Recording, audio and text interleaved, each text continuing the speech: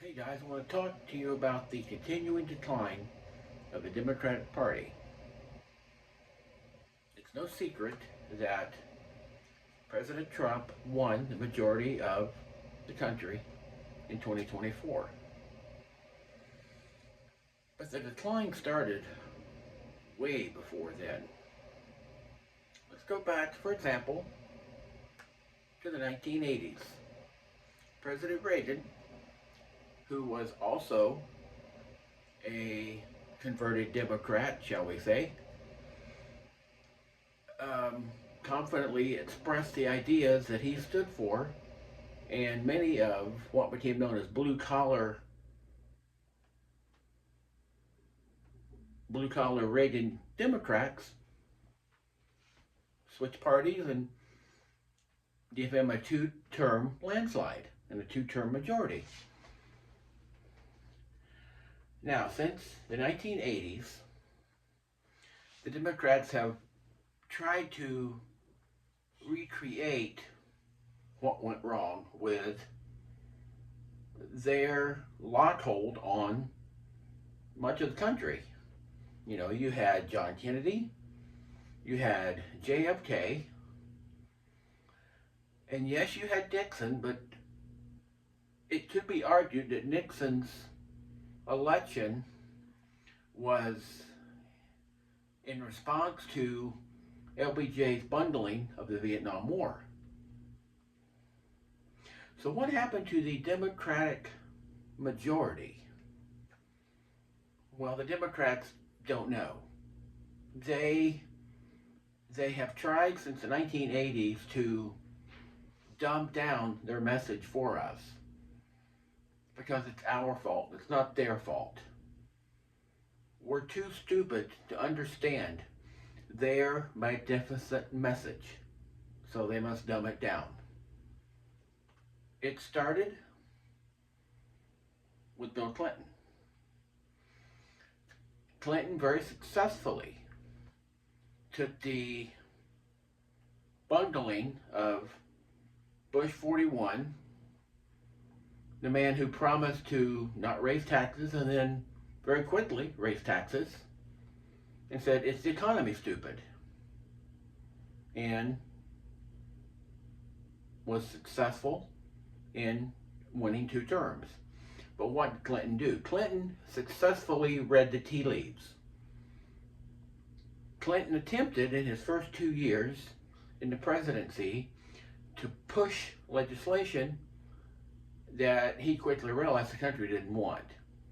And that resulted in the 94 Congress with Newt Gingrich and the first Republican majority in the House in forever. So Clinton quickly adapted, and he became a centrist. He really wasn't, but Slick Willie was always good at knowing where to go to avoid as much trouble as possible. Then you had 2000, you had Al Gore. Al Gore attempted to be Bill Clinton 2.0.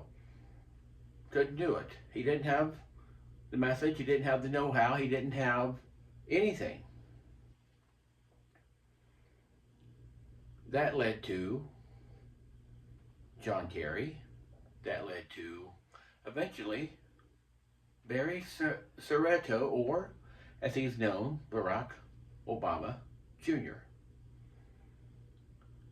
Now, Obama's message was a socialist one. He told us when he was campaigning that he would fundamentally change the country. By golly, that was one thing he said that was not a lie. He fundamentally changed the country in every possible way for the worse. The problem was that no one on the Republican side would criticize him effectively because he was black. And we can't be called a racist, now can we? First we had the traitor John McCain in 2008. You know, Obama questioned if McCain could even run for the presidency because he wasn't a U.S. citizen, which in itself is a laughable situation. But McCain, to his credit, pushed back and said, I was born on an Army base at U.S. territory, so shut up. But he didn't pursue it. He would not cross the line and say anything detrimental against Obama. Because the supposed Vietnam vet war hero was afraid of being called a name. 2012, you also had Mitt Romney, another one who is a waste of space. So, for 8 years, Obama did what he wanted. And the party thought that they had a winning message. Well, the message was, this guy's black, don't insult him. That was the message. Do what you want, don't insult him. So they tried the same message with Hillary Clinton in 2016. But we had a whirlwind coming in the form of Donald John Trump. And say what you want about Trump, but he will say what he thinks. To his detriment, he will say what he thinks. And that was a breath of fresh air. Hillary, who has not had a thought of her own since the 1960s, had no clue what to do. She had the message. So she kept doubling down on the message. The same words, the same phrases, the same everything. Didn't win. Now, the problem was that the Democratic Party, the leaders of the Democratic Party, shall we say, have become so pigeonholed that they can't let anyone who even appears centrist run the party. But they know that they have to have someone who appears centrist as the candidate. That's why Joe Biden was the candidate in 2020. There was no other viable candidate. Nobody else was even close to being a centrist. You had Sanders, you had Harris, you had this whole long list of people. And they were all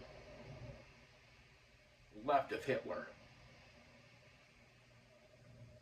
Now we come to 2024. The party hasn't changed. The party did not spend that 4 years recruiting younger talent that was closer to being centrist.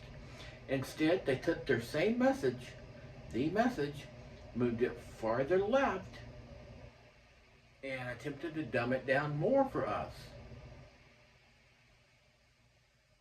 And we got Kamala, the laughing donkey, Harris, that nobody wanted, even her own party. Now we have the 2024 election. The Democratic Party is at a crossroads. They can spend the next 4 years rebuilding. They can spend this time finding younger, more moderate candidates to run.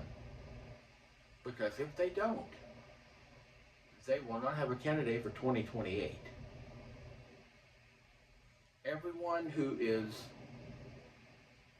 acceptable to the party heads won't get a vote. And those that could win won't be acceptable to the ones that would give them a nomination. What do I think they'll do? I think they will keep doubling down. They will keep doubling down. We will get a Gavin Newsom in 2028, or we will get a repeat of Kamala Harris in 2028, or we will get a Pete Buttigieg Buttigieg in 2028. Who knows? But they keep going farther and farther and farther left. And it's not that the country's moving right. The country's pretty centrist.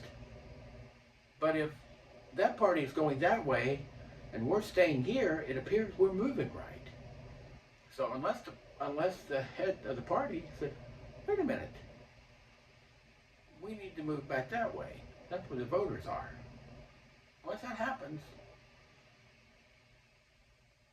they're done. They need to recruit. They need to get people that appear moderate, that can put sentences together. Don't get me started on AOC. She has no chance in hell of winning. She's the face of the party, but she's got no chance of winning. So what should they do? They should move back to the center. What will they do? They'll keep moving left. This is a bit of a long video, but I thank you for watching.